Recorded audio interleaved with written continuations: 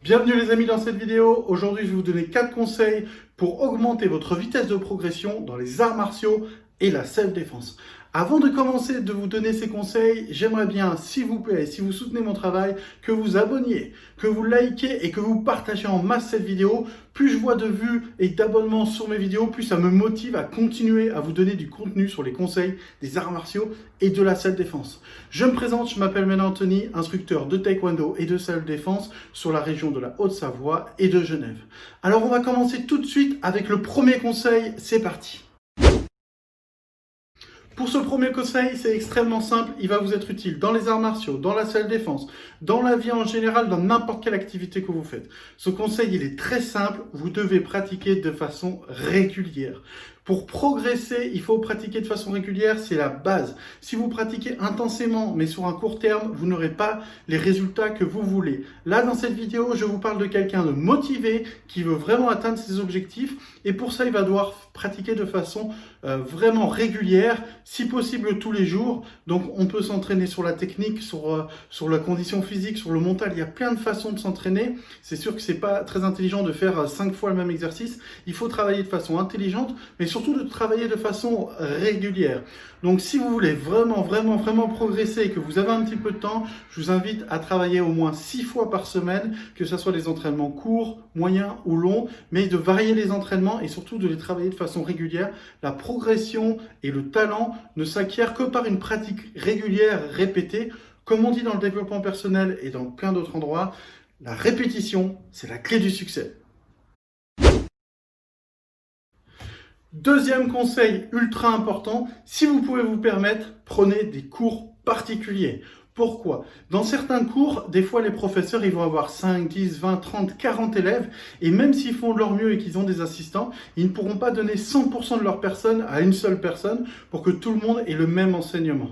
Je sais que par la pratique des cours particuliers que je fais avec certains de mes élèves, soit en self-défense, soit en taekwondo, la progression est incroyable. Pourquoi? Parce que pendant à peu près 1 heure, je vais me concentrer que sur eux, que sur leur façon de faire.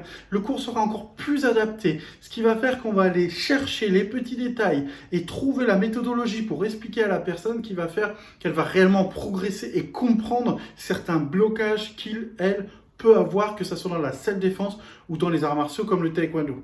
Donc les cours particuliers, bien sûr, c'est un investissement financier, mais vous pouvez peut-être toujours négocier avec votre professeur. L'important, c'est, même si vous en faites peu, c'est d'en faire régulièrement. Mieux vaut un cours particulier par mois que pas du tout. Et après, c'est toujours pareil où on met son investissement. Moi, je sais que si je pouvais me permettre des cours particuliers de taekwondo, je le ferais. Là, dans ma région, c'est un petit peu difficile, mais dès que j'ai l'occasion d'aller m'entraîner, je le fais. Je ne compte pas les kilomètres. L'important, c'est de s'entraîner avec des gens qui savent plus que vous. Donc, prenez des cours particuliers, que ce soit dans votre art martial ou dans votre self-défense. Pourquoi? Parce que là, vous allez optimiser. Faites un cours particulier, entraînez-vous sur les conseils de votre instructeur au maximum, et quand vous avez atteint un certain pic de compréhension du cours que vous venez d'avoir, vous en prenez un deuxième pour on va dire, corriger peut-être les défauts qu'on puisse mettre dans votre entraînement personnel, et puis en plus apprendre une nouvelle chose. Si vous voulez rentrer dans le détail, si vous voulez rentrer dans la précision, dans l'efficacité, prenez des cours particuliers. Troisième conseil ultra important, faites des stages, faites des séminaires, faites des formations. Je m'explique. Il est très important, bien sûr, de suivre son professeur. Comme je l'ai dit, éventuellement, si vous pouvez vous permettre de faire des cours particuliers, de vous entraîner le maximum de temps possible, soit seul, soit avec votre professeur. Mais de temps en temps, il est très important aussi de faire des stages, des formations avec d'autres maîtres, sous le conseil de votre instructeur, qui vont vous permettre de complémenter ce que vous dit votre instructeur. Et puis, chaque instructeur a quand même sa spécialité, sa spécificité. Donc, des fois, par exemple, quelqu'un qui va pas apprendre, par exemple, la technique de défense contre bâton, et ben, s'il va chercher quelqu'un qui a cette connaissance, ça peut être très intéressant, par exemple, comme stage de self-défense ou des choses spécifiques à certains corps de métier. C'est pour ça que je me forme régulièrement à la self-défense dans plein de styles différents. Pour le taekwondo ou les arts martiaux, c'est pareil. Il y a des champions de forme, il y a des champions de combat, il y a des champions de plein de disciplines. Et votre professeur ne peut pas être le champion du monde dans toutes ces disciplines. Par contre, il peut vous mettre en relation avec des personnes qui, eux, vont vous amener une valeur ajoutée dans l'enseignement que vous allez pouvoir intégrer dans l'enseignement. Donc, que ça soit en tant qu'élève ou en tant que professeur, je vous invite à faire le maximum de formation, à sortir de votre zone de confort et surtout à comprendre peut-être d'obtenir de nouveaux exercices, une nouvelle façon de travailler. Alors, ça ne veut pas dire changer celle que vous avez, mais ça veut dire simplement, comme une recette, remettre un ingrédient supplémentaire qui donne du goût et simplement qui va faire que vous allez progresser. Donc là, dans cette vidéo, on travaille la progression, l'augmentation de la vitesse de progression. Et ben, des fois, un stage, un séminaire, vous avez un blocage, vous évoluez plus et boum, c'est la motivation qui revient, c'est l'exercice que vous avez compris. Faites des stages et des formations. C'est pour ça que dans mes clubs de taekwondo, il y a au moins 2, 3, voire 4 formations avec des personnages qui viennent de l'extérieur, des personnes qui viennent de l'extérieur, comme des champions du monde, des coachs internationaux, etc. pour que mes élèves soient formés au mieux et que moi-même j'apprends. Et en plus, les arts martiaux et la self-défense, moi je le vois comme ça, c'est le partage des connaissances. Dans cette quatrième clé très important, on va voir qu'il faut absolument personnaliser et rentabiliser, améliorer vos entraînements, optimiser vos entraînements. Pourquoi? Parce que peut-être que certains exercices sont bien pour la majorité des personnes, mais peut-être pas pour vous parce que vous avez une particularité physique. Vous pouvez avoir des problèmes de dos, des problèmes de cou, des problèmes de genoux, des problèmes de santé quelconques, et par exemple faire des pompes claquées ou des choses comme ça, ce n'est pas du tout adapté pour vous. Donc vous devez adapter votre entraînement dans une seule optique, c'est récupérer de l'expérience et du talent et du niveau physique et technique.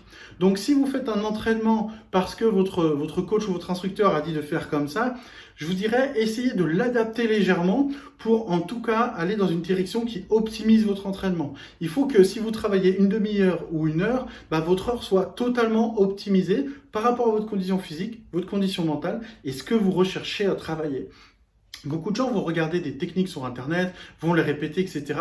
Mais en fait, la vraie progression pour moi, ça va être d'optimiser.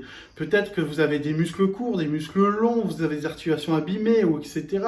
Donc, c'est important de se dire, ok, qu'est-ce qui marche pour moi et qu'est-ce qui ne marche pas pour moi, ok?